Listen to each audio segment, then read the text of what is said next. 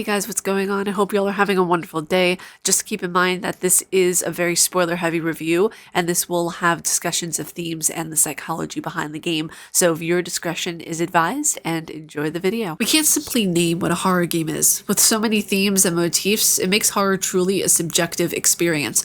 Horror games can have elements from past titles that create its own immersion and uniqueness. This doesn't mean that it's copying a horror game, but simply utilizing tools left from games previous, reinventing the wheel to work with and embrace and create a new name around a heavily saturated, heavily copied market. What's going on, you guys? It's your Huggable Hipster here, and welcome back to my channel. Today I will be diving into the very spoiler-heavy version of my review for Signalis. Signalis is a third-person shooter consisting of 2.5D perspective with the occasional puzzles and cutscenes. Puzzles ranging from switch flipping to searching for certain frequencies in a Lester's radio. The difficulty of the game is enhanced through resource management, which is akin to how Resident Evil 1 Remake and Silent Hill 2 and 3 are structured within their games. Signalis creates the perfect balance of classic horror ambiance and limited storage space so that the items you carry with you have to be chosen in a specific way. I can't tell you how many times I forgot I had a carry capacity. With modern games, you can carry anything and everything, making the experience somewhat unrealistic and somewhat funny. Seriously, how is it possible that my character is carrying a lamp, a shotgun, 4 puzzle pieces, and a blowtorch, and still running like they just finished a marathon? Along with the carry capacity, Signalis does a really elegant throwback to Silent Hill games 2 and 3 when it comes to save points and nightmarish areas. Even the way the camera zooms in on puzzles is very reminiscent of Silent Hill games. Signalis takes enough from previous horror titles, I feel, to where we can say, yes, they were inspired by previous games, but they weren't copying. The only instance in this game where I can see where inspiration and copying blurs a bit is with the save points, blurring into a red sea of memories from a familiar past. A very distinct callback to Silent Hill 2 and 3 occur. Some will say it's copying, others will say it's inspiration, but if I'm instantly reminded of a previous game and not thinking of the one I'm playing every time I save the game, there's a bit of a problem. Now let's get into a topic that I was fascinated by, and I can say with my whole chest that I don't think a lot of players really picked up on this point when playing the game. Before playing Signalis, did any of you know what Gestalt therapy actually was? But the psychology of Signalis wraps around the story in a very vague way. Unless you've heard of Gestalt therapy or even the term, then this will go over players' heads entirely. Gestalt psychology, school of psychology founded in the 20th century that provided the foundation of the modern study of perception. Gestalt therapy emphasizes that the whole of anything is greater than the sum of its parts. The word Gestalt is used in modern German to mean the way a thing has been placed or put together. There is no exact equivalent in English. Form and shape are used as translations.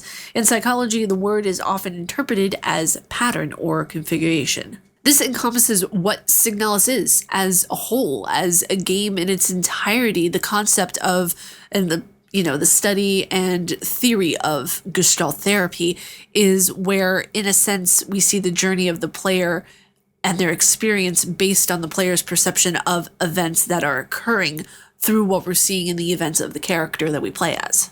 Now, in the game Signalis, a replica unit known as LSTR awakens in search for her Gestalt partner Ariane. This, to me, at the start, didn't make sense because Gestalt technically, well, not technically, Gestalt can't be a person. Gestalt can't be a physical being or a physical thing. Gestalt therapy is based on the notion that no person is an isolated being or object, but that everyone exists and functions in a context. Every person's life is their context or Gestalt, which is connected to and influenced by their unique environment and loved ones, as well as their unique memories and life experiences. In a sense, did Ariane even exist? Since a Gestalt can't be a person, was Ariane a memory? Was, that was left in LSTR from a life previous? This is why I think this game is really fascinating and really good too, because it leaves the player to do a lot of heavy lifting mentally. Now, yes, there are several notes that go into a lot of the story, but unless you really know the true meaning of the word Gestalt, like I said previously, a lot of this is going to go over the players' heads and it's not going to make a lot of sense. Yes, there are people that obviously know what the word Gestalt means, but there are a lot of people who also don't.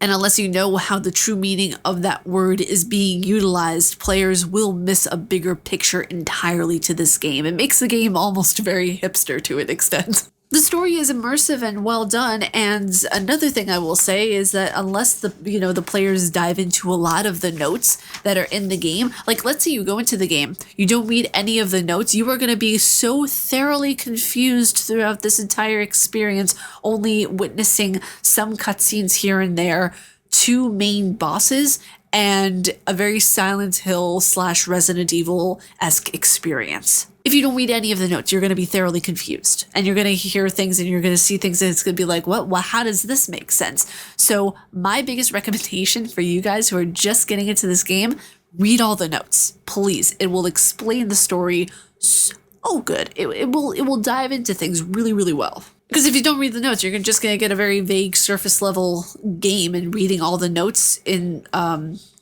proper context for the puzzles as well is very important. That way you get not only the history of what's going on with the story, but how to utilize and, go at the puzzles in the correct way. In the end, this game created such an immersive experience, but it was very experience-based, and it was based on the player already having prior knowledge of past games and terms. So was this game good? Yeah, it was good, but there was a lot of information to take in that certain player bases either A, won't enjoy, B, enjoy a lot because they've played games similar to, or C, have no experience with at all. It comes down to the fact that some games, as new as they are, they will always have a phantom of a game previous attached to them, be it gameplay, story, or art. Everything comes from something. But you guys, that was my review on Signalis. I hope you guys enjoyed this video. If you guys like my face and what I do, please be sure to subscribe and hit that bell down below. I make videos every day here on YouTube. May you find your worth in the waking world, dear hunter. Stay casually nerdy, and I will see you all in the next video.